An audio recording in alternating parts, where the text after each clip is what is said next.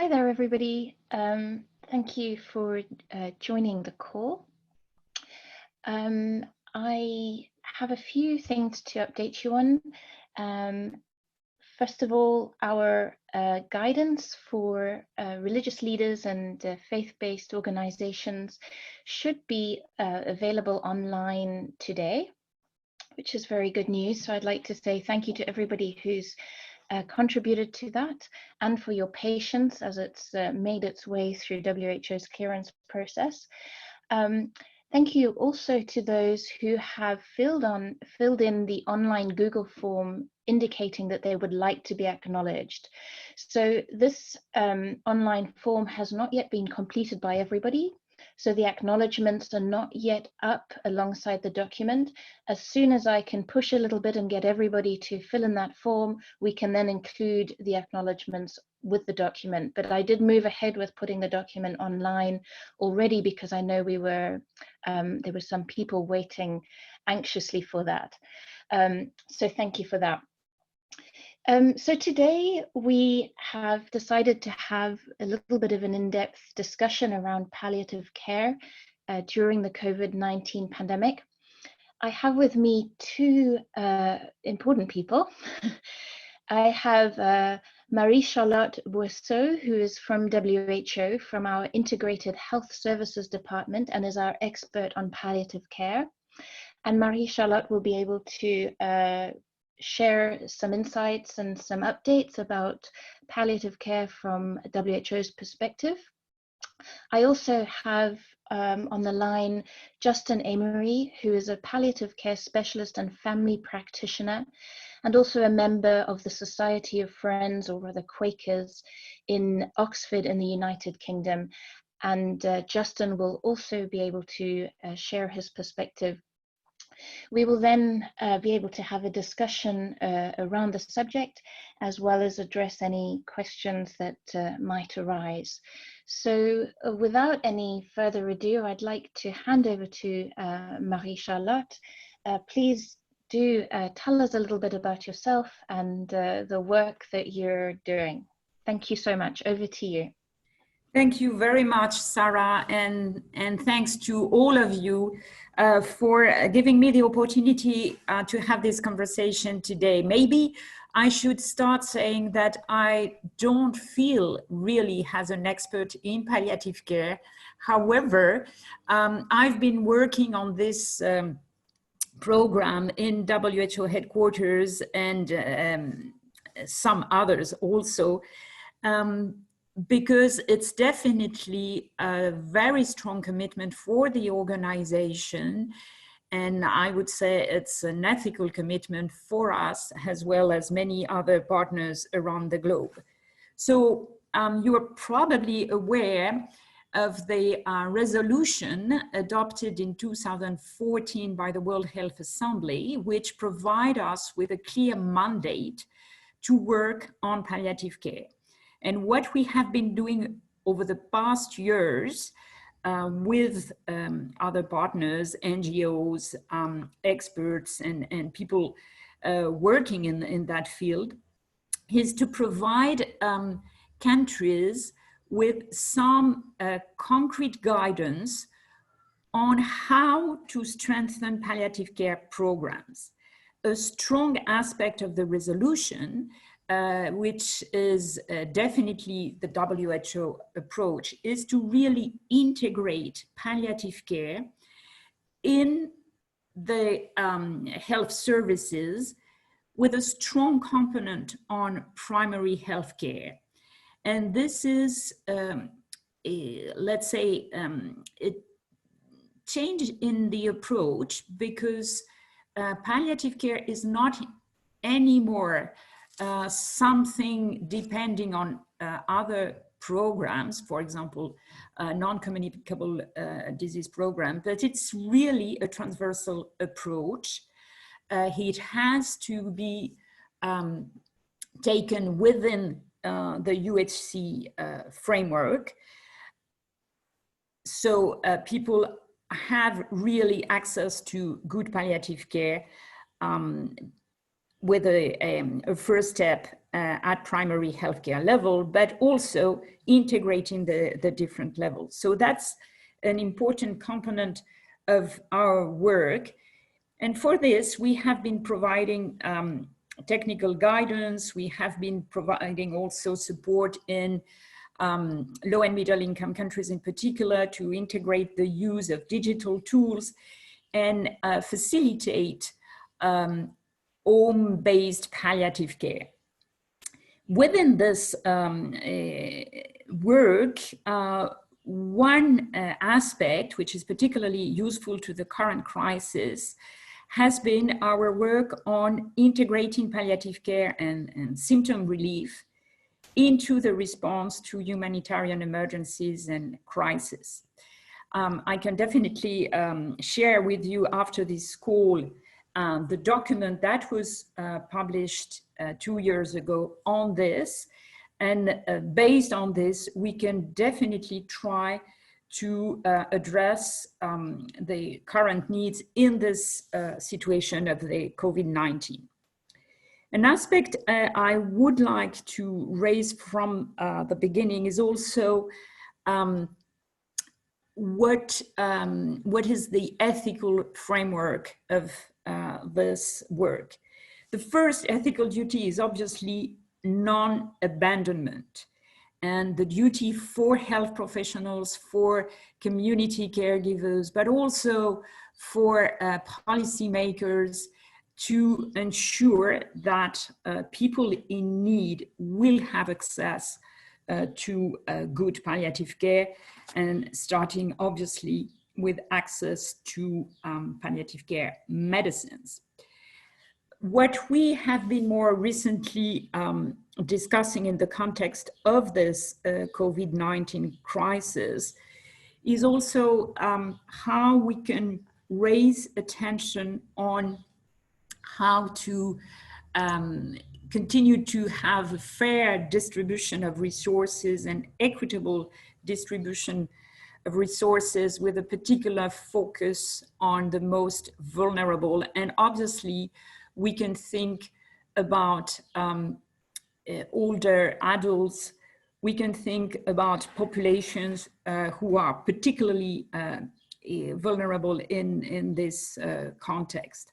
So what we are trying to do now is also to, based on the work we have done over the past years, to really provide specific advice to the professionals, but also to the policymakers on how to ensure that palliative care is available and integrated with other important resources to face this crisis, and how decisions are made in an ethical way. I have to say, and maybe after I will stop here and eventually take some question.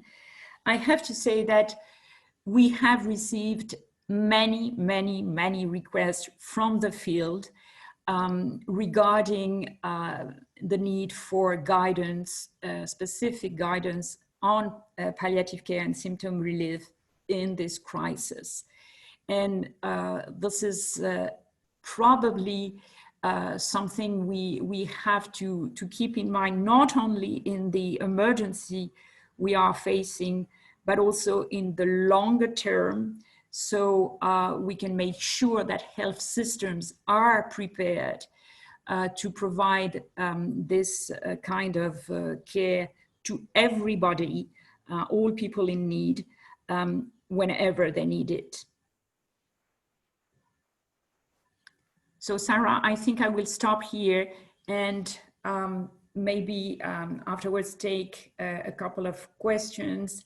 I will have to leave this call, unfortunately, and go to another call a few minutes before 1 o'clock.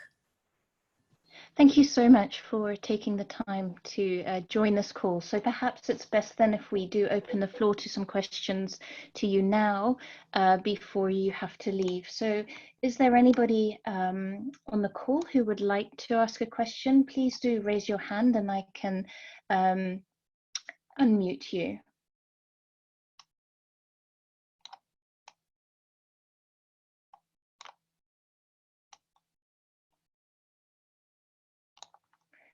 Right, Manoj, please introduce yourself for those who don't know you, and please carry on. Yes, I'm Manoj Kurian from the World Council of Churches. Thank you very much for your introduction, Marie, Charlotte, and already one of the big challenges is that has been the access to palliative medication in the field. In many countries, it's already the situation was already quite challenging before the crisis.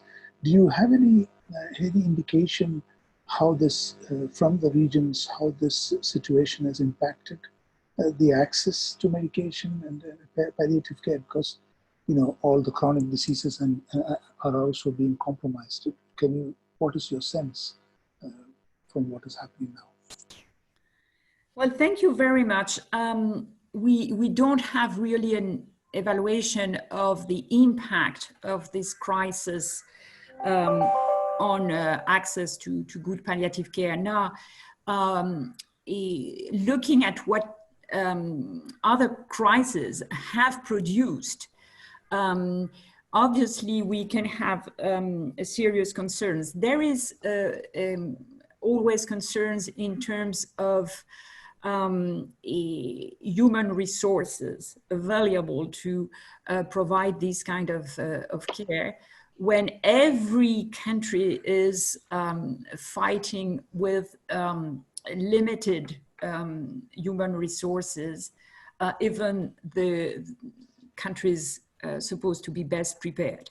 So we can definitely anticipate issues related to human resources, and obviously to protection of healthcare providers who have to ensure the continuity of care in this crisis. So this would be a first message to countries to ensure that continuity of care is maintained. I think it's particularly important because, as I was mentioning earlier, the best way to provide palliative care is always to integrate them with other care. But it's particularly important in this kind of crisis. So it's also important to raise awareness to people who are not palliative care specialists, but we have to pay special attention, for example, to symptom relief, even for patients who are not eligible for intensive care, for example.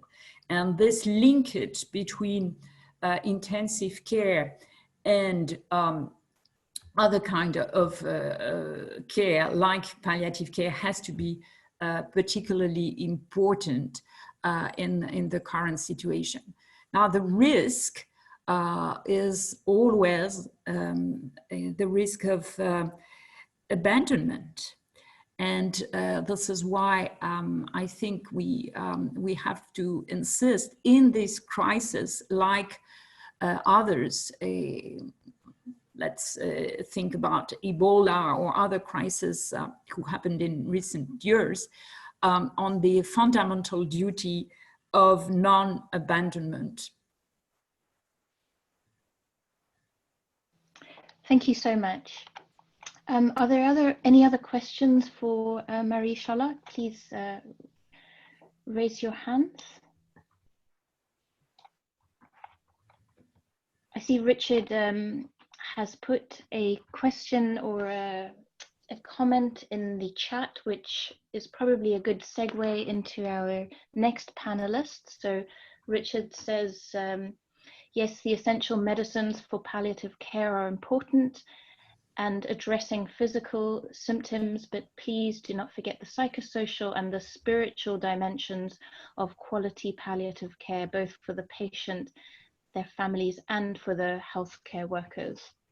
Well, I really thank you for this remark, because it's definitely part. It's not only part of the usual palliative care approach, but it's also part of the concern we have currently. And actually, we received yesterday a request for special guidance on family participation in decisions made currently, and this is definitely very important.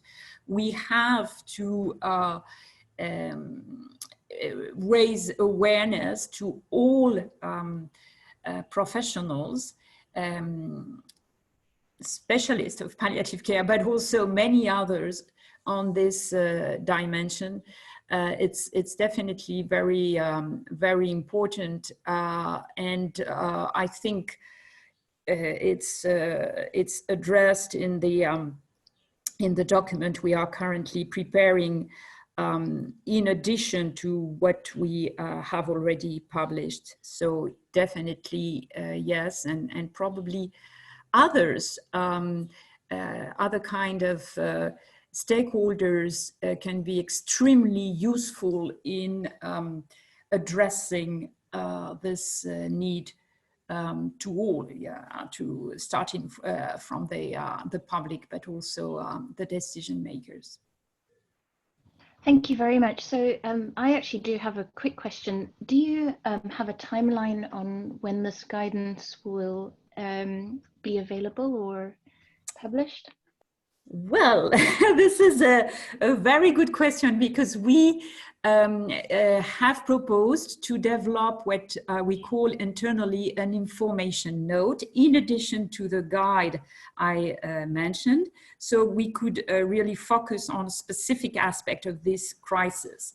I would say that this is almost ready, but has you know, Sarah and other would imagine, we have internal clearance process in WHO. So we are at this stage, and we want also to make sure that this information note would be also consistent with many other documents currently published by the organization. So it should be a question of days. Obviously, we are extremely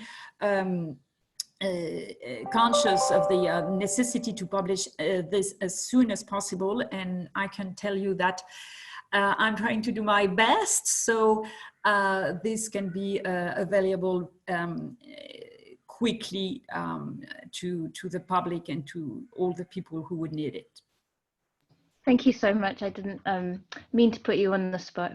You can definitely share with the group once it is published and available. So yes, and I will definitely send you the link to the existing guide, which is not specific to this COVID-19 crisis, but can provide a number of indication on how to strengthen palliative care in this kind of context.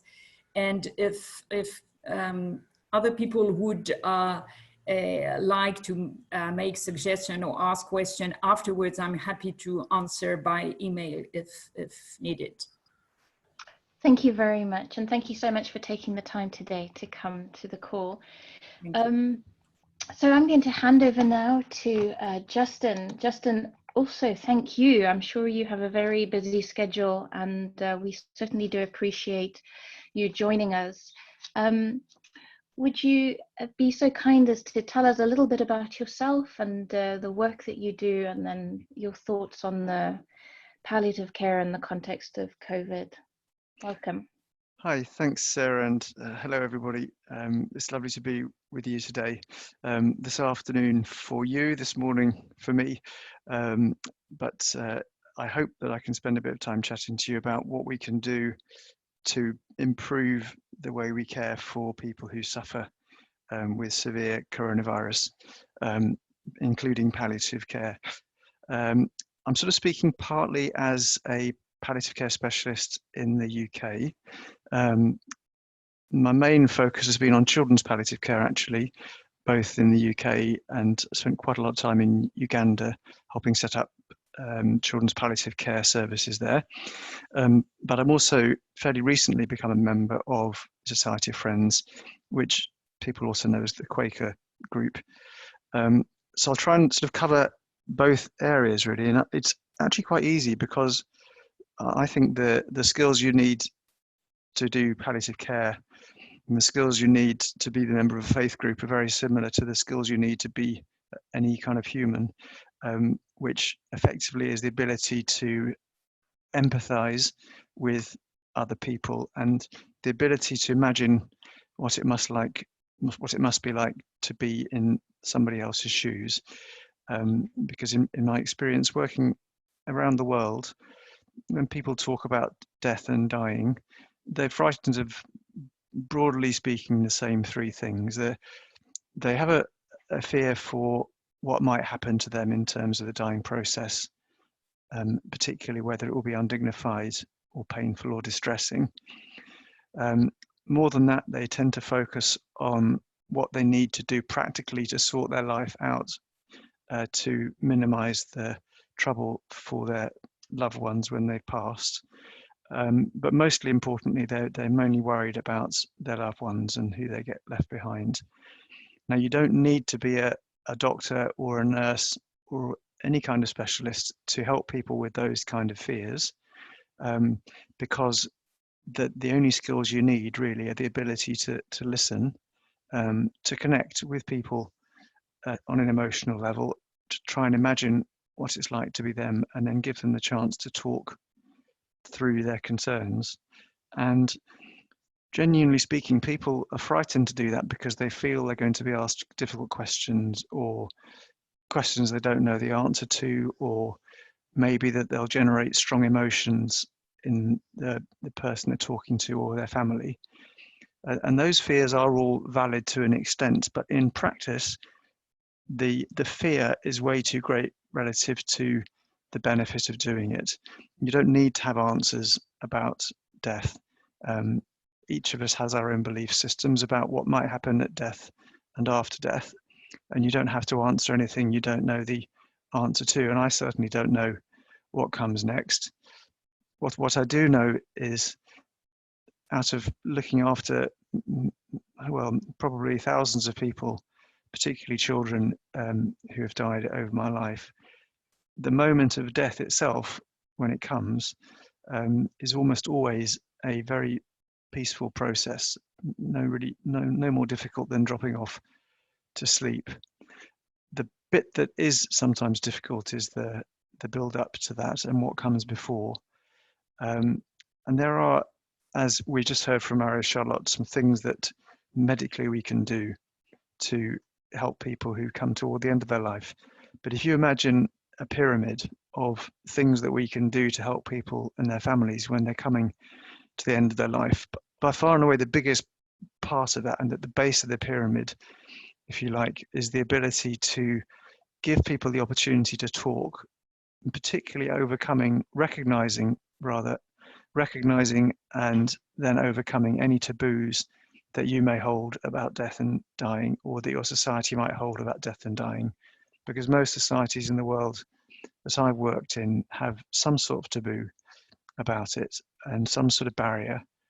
So just having the conversation about death and making it okay to talk about is often hugely comforting for people, because most people have lots of fears, and like children who worry about what might be hidden under their bed, when you actually show people what might happen or what's under the bed, very often you can resolve fears very simply.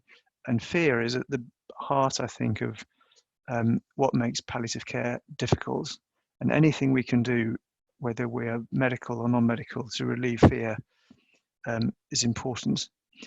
The second bit of the pyramid, the next most important thing, as Marie-Louise said, is trying to avoid isolation, because if you're dying, you're already feeling isolated relative to people around you who are not. And one of the cruelties about coronavirus is with all the social distancing, which is necessary from a public health perspective, it means that people who are isolated become even more isolated. And then when you add on to that public health need, the stigmatization of people with viruses, there's a lot of ignorance around viruses and infections, so that stigma only increases isolation. And I think one of the key things that faith leaders can do, as well as medical leaders, is to demonstrate and show that with safe precautions and with protective equipment where available, there are lots of ways that you can have contact with people who are isolated, which doesn't risk the person catching the virus from you and doesn't risk you catching the virus from the person. It's been amazing for me to watch over the last 2 weeks with my own parents, who are both well into their 80s, previously unable to manage computers or phones, now isolated away from us, how quickly they've been able to get themselves into using phones or computers. Of course, that's not always available for lots of people in resource-poor settings, but one of the lovely things that's happened in our village is the children of the village have drawn rainbows and stuck the rainbows to the outside of the windows or on the gates of people who are isolating because of their age or because of their vulnerability, which just demonstrates a lovely connection, which I think is hugely positive for people who are in this situation. The third bit of the pyramid, which I think is also a problem now, I think has always been a problem in resource-poor settings, but I'm beginning to see it now in the UK as well, is people running short of basic necessities, food and drink, partly because of isolation or because they can't get out, or because they're too ill to get out.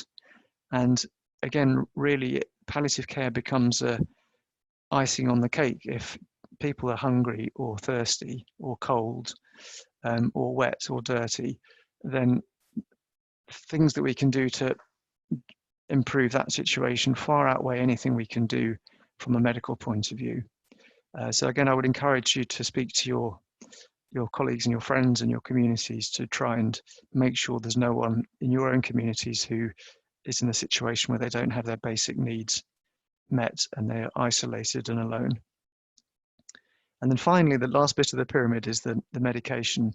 I know from working in parts of sub-Saharan Africa, access to medication is very difficult, and access to doctors is also very difficult. But one of the silver linings from this horrible coronavirus cloud is that it mercifully is not affecting children and young people as much as it is older people. So in countries where the population pyramid is heavily skewed towards children, I'm hoping and praying that there will be less affected relatively than countries where the population pyramid is skewed towards the older population. Of course, we can't take into account the effects of poverty on people's immune systems, but working in the UK, I don't deal with many children who are impoverished, but I do deal with a lot of children who have malnutrition because of inability to digest food, and also who have severe chest problems as a result of underlying diseases. And so far, and I'm touching wood here, we're not seeing a significant tick up in rates of death in the younger age group. So I think that's an important, hopeful message for resource poorer settings. And the other sort of silver lining to the coronavirus cloud is that from a palliative point of view, the symptoms that it creates are not difficult to treat. So unlike cancers, which can cause very complex and difficult to control symptoms on occasion, the main symptoms that people are suffering with an end-stage coronavirus are breathlessness, cough, confusion, and or delirium. Now, these are very simply treated with drugs that are not usually that difficult to access. Most countries will have access to codeine, or if not morphine, and most countries will have access to mild sedatives drugs in the family like diazepam, you may have lorazepam or other drugs like that in your setting. With those two drugs, or even one of those two drugs, you're probably likely to be able to manage most symptoms without specialist medical input. And the other part of it is that once someone gets to the point of coronavirus where they're reaching the end of their life, it comes quite quickly, normally in 2 or 3 days. So it's, again, unlike cancer where people might have weeks or months during the end of life stage. With coronavirus, the end of life is usually quite quick from what we've seen so far, and is not difficult to manage from a medical point of view. And if there are no doctors about or other clinical staff about, these are things that can be managed at home by family and friends with some very simple advice. So I think I'll pause there, and then maybe we can take some questions and have a discussion. Thank you very much, Justin. I certainly was listening hard. Hassan has his hand raised. So Hassan, would you like to ask a question? I think you'll have to just unmute yourself and then we will be able to hear you. I have unmuted. Can I now speak? Yes, perfect.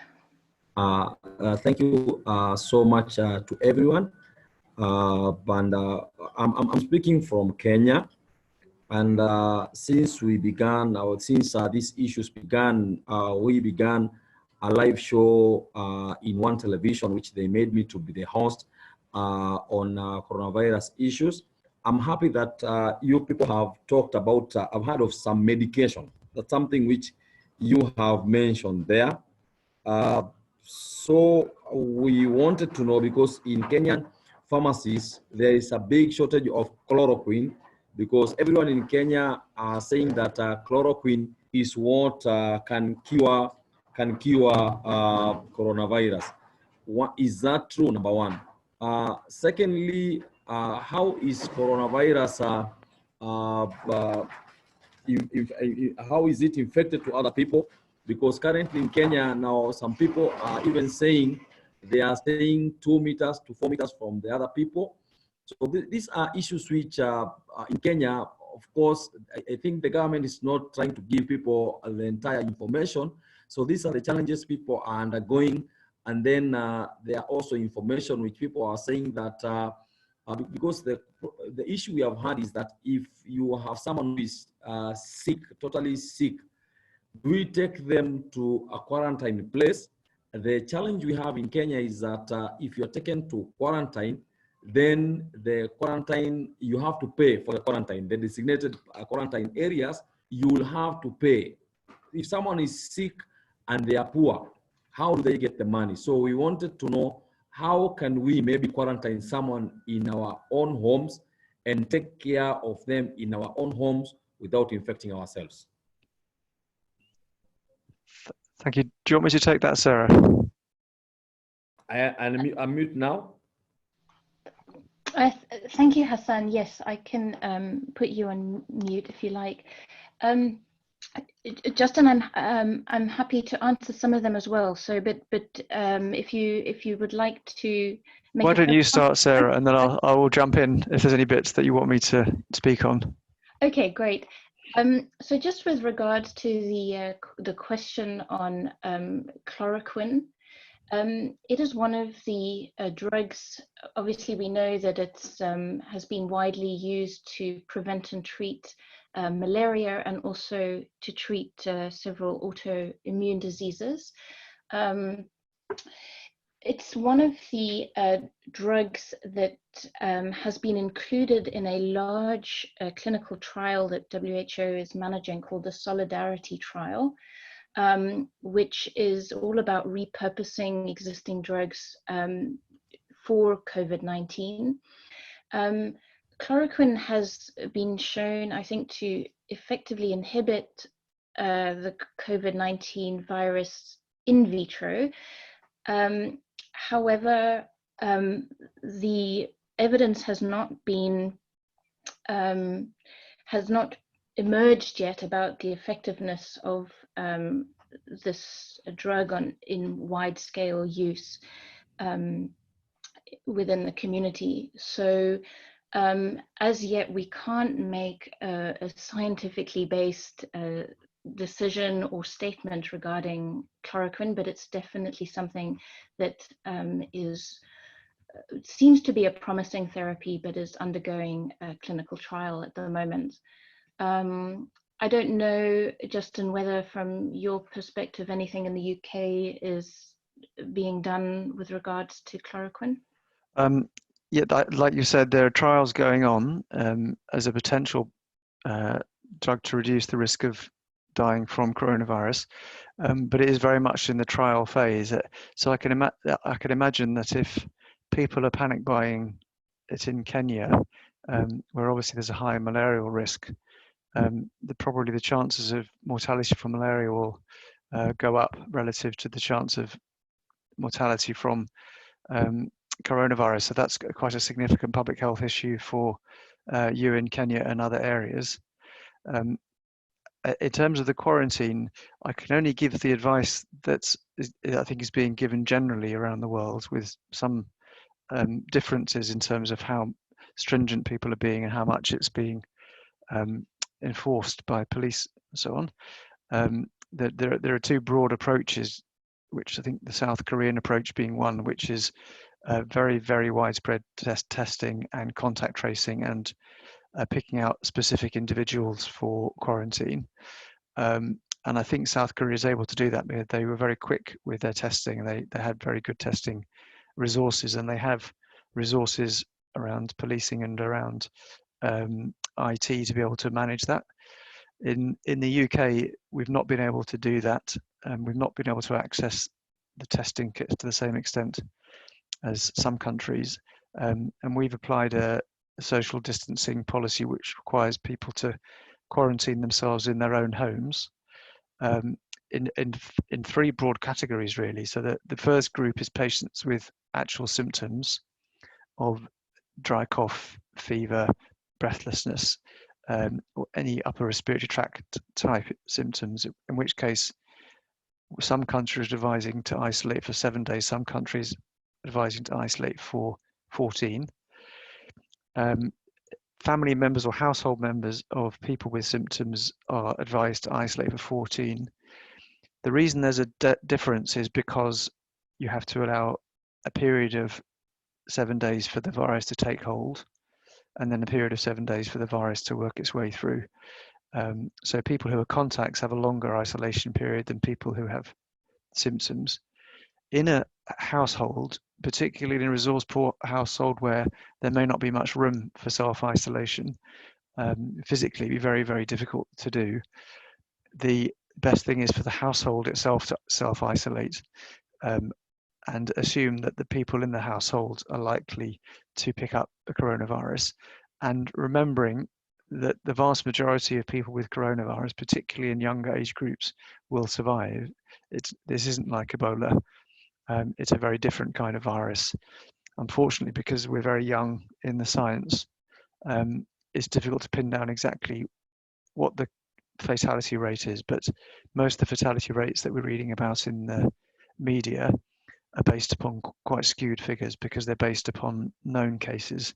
And most countries are not testing people who don't have symptoms. So it may well be that for every known case, there are 20 cases that are or more who we don't know about. So I think the WHO is suggesting about 3% overall mortality, and that feels about right from where I'm sitting. But you have to remember within that, that's very, very heavily skewed towards the older age group. So for someone in their 80s and 90s, the mortality probably be above 20 to 25%. Someone below 20, the mortality may only be 0.01, 0.02, 0.1%.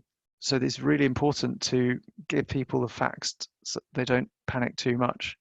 And then the third wave is to try and pick out the people who really are vulnerable, which would be the older age groups and people with severe lung disease or heart disease, and try and put what we call shield them.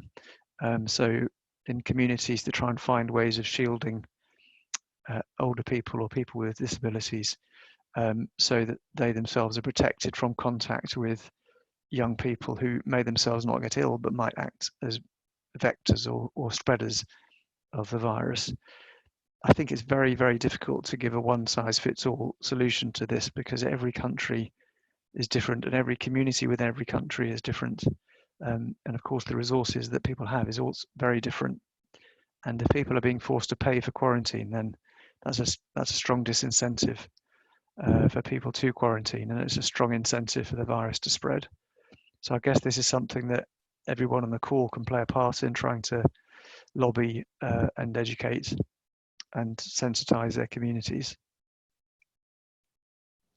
Thank you, Justin. Yes, you're very right. I think with regards to the recommendations for quarantine and self-isolation in very populous places, it's just not realistic, and it's about finding ways to do it within the existing circumstances. So where you have many family members living in the same house and you have an ill person, there are ways to isolate that person within the home by perhaps erecting curtains that shield off a certain area, and just making sure that that person is looked after by only one person of the household to avoid too much contact between the different family members. And then again, I think what you said was very important about making sure that the vulnerable, like the older adults and those with underlying conditions,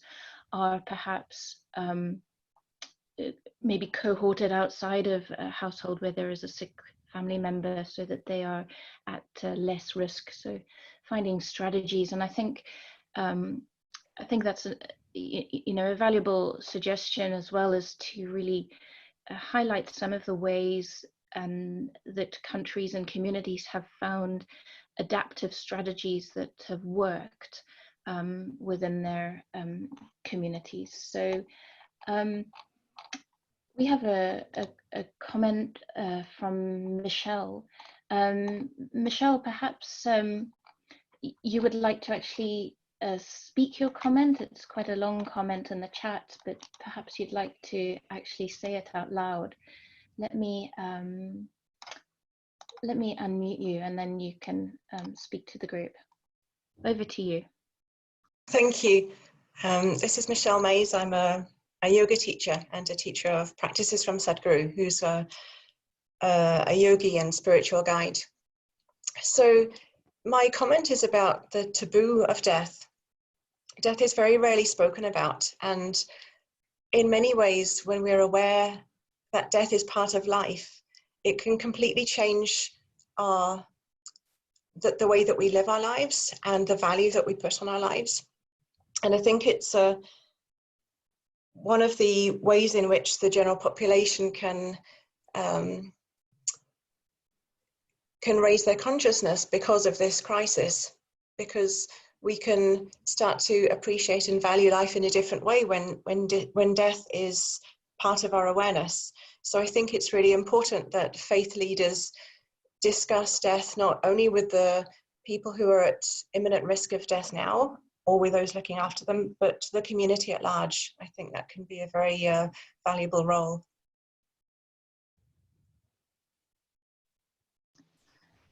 Thank you very much, Michelle. Justin, I wonder if you had any comments on that. I mean, yes, I mean, as mentioned, I can only speak as a human being, not as a doctor, on that. But with my sort of Quaker hat on, as it were, I completely agree with that comment. I think I've used it myself many times in my life, that without a clear appreciation of one's own mortality, the fact that we will all die, I don't think it's possible to get a full appreciation of what it means to be alive. And in blocking out conversations about death and dying, I think we minimize the experience of being human. And so apart from coronavirus, there are very, very good reasons to try and break through these taboos.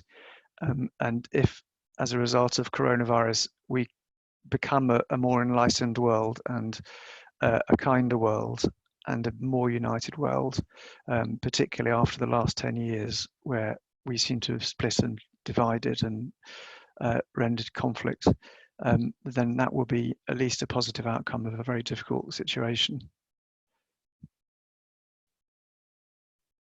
Thank you, Justin. I'm aware that Ulrich had mentioned in the chat about some existing statements or guidance that has been developed on psychosocial support by faith-based organizations or religious leaders. Ulrich, would you like to say a word or two about this?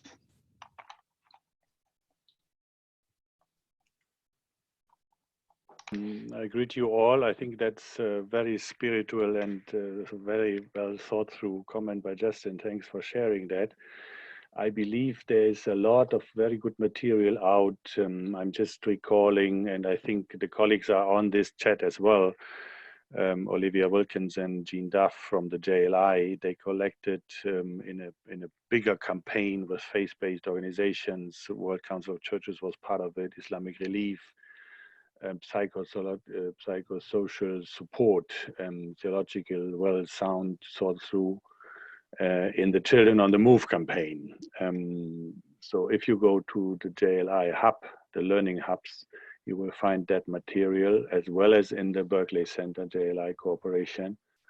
The colleagues are also on this call. Maybe Catherine or JLI colleagues can put the link in the chat. If not, then into the report. Thanks, Sarah, for always preparing these wonderful minutes. They're very helpful in networking and interface cooperation.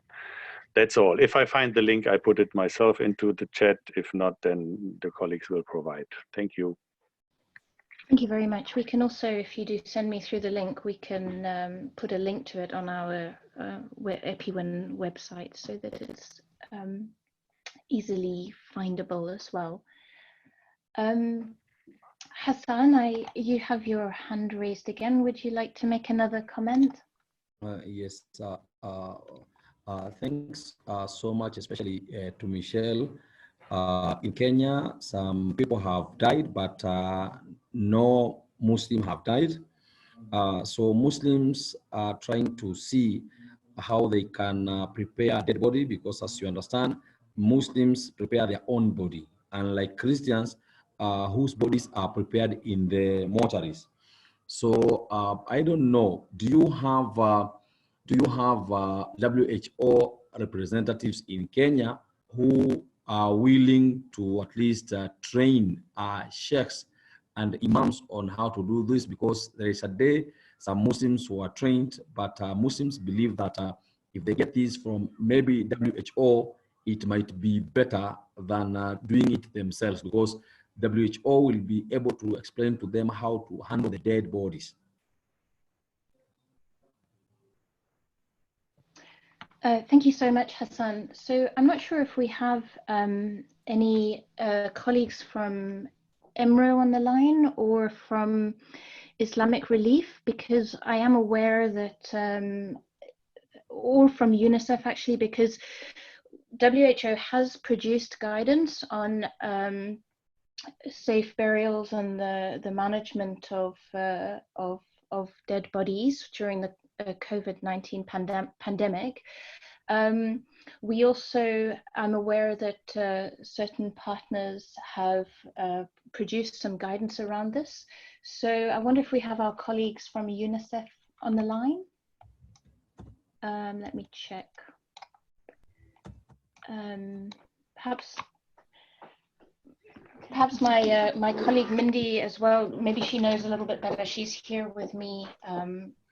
Hello, good day, everybody. Thank you for joining. I'll just jump into respond to that particular request.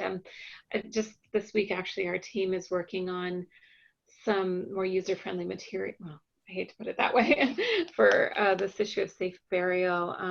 But we'd be happy to maybe share them with you in advance and get some feedback before we release them, because you know, yeah, it's going to be some sort of generic guidance, but it does need to meet all of your needs. And so these are sort of spin-off projects that would go in combination with the the guidance that we have coming out this week. Okay, thanks, Mindy. Manoj, you had, did you want to say something? Yes, there was a COVID. There was a webinar organized by the Berkeley Center, and there was one speaker from the Muslim community, and in the US, who had actually, done some work on this, especially on guidance on safe burial. So, if I can find the link, I can share it with you. The name and the of the person for the Muslim community, especially. Thank you very much, Manoj. And just from WHO's perspective, I know that particularly with Ramadan, our colleagues in the Eastern Mediterranean office are leading on some very specific guidance. I think that's been expedited, so I will be able to hopefully share updates with you shortly.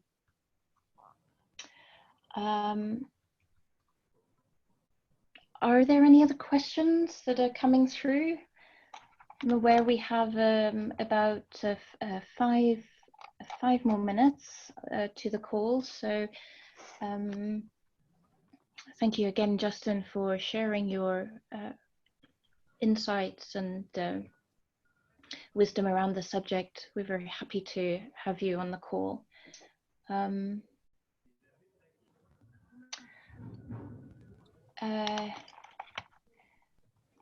Yes, Guide, am I saying your name correctly? I believe you would like to speak, and I did actually receive your questions over email, but perhaps you would like to reference them out loud. Please carry on. Please introduce yourself to the group and then continue. All right. My name is Reed. I'm an emergency response officer at CAFOD. And one of my colleagues attended the previous call, and I just wanted to follow up on a question that he flagged about how, like, what proactive steps that the WHO and UNICEF and other UN actors are taking to disseminate the faith-based organization guidance on the ground, and as well as funding for local FBOs and how they can gain access to that. Thank you very much. So with reference to your first question, after the call that we hosted last week, my colleagues and I here at WHO had a follow-up call with colleagues from UNICEF. And as you are probably aware, UNICEF has a very long history of working specifically with faith-based organizations, and as such has a wide network through which they can disseminate and communicate. So we made a very clear, well, we had a very clear discussion and agreed on really working very closely together from going forward, using the existing networks to disseminate guidance and messaging. So that's conversation has definitely happened, and so we hope to be able to begin to implement. With regards to the WHO country offices, what we do through EPI-WIN is we do send a twice weekly update to all the WHO country offices around the world, and we highlight new guidance that has emerged, or we talk about conversations that have taken place in the webinars.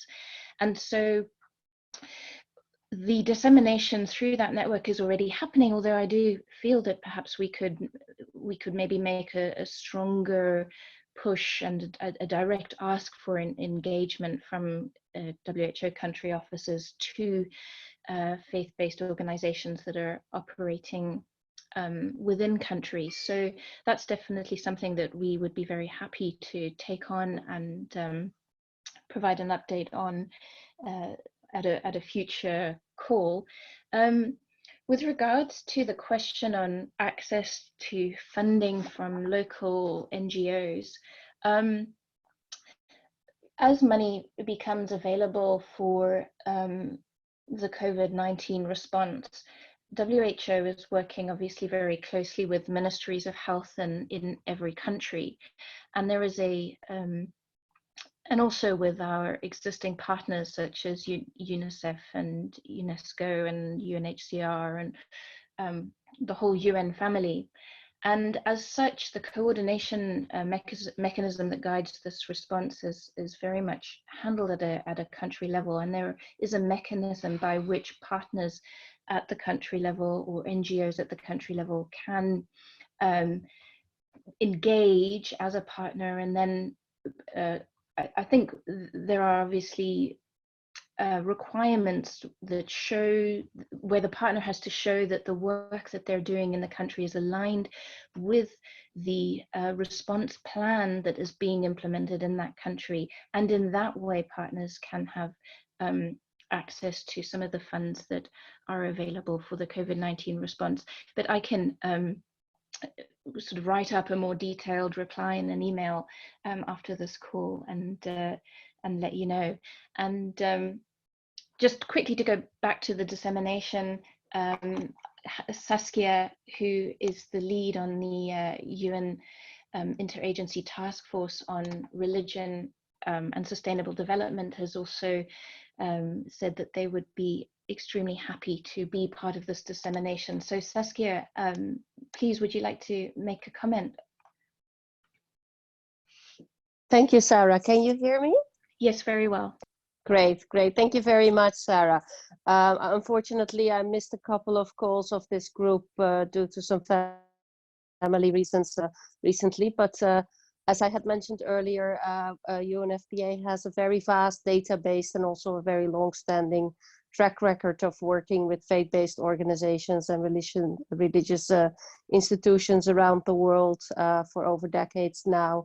We have a database of over 700 contacts from religious and faith-based organizations from all denominations, and especially through our country offices and the very close work that has been happening on the ground. And so we would be more than happy to use that database to disseminate the guidance and also work through our partners in the Interagency Task Force on Religion and Sustainable Development that brings together over 21 UN agencies, funds and programs. And we were also very happy, Sarah, that you were able to participate in our meeting last week, where we could also specifically alert our colleagues to this forthcoming guidance. So yeah, absolutely more than happy to support with getting the word out as far and wide as possible. Thanks. Thank you so much, Saskia.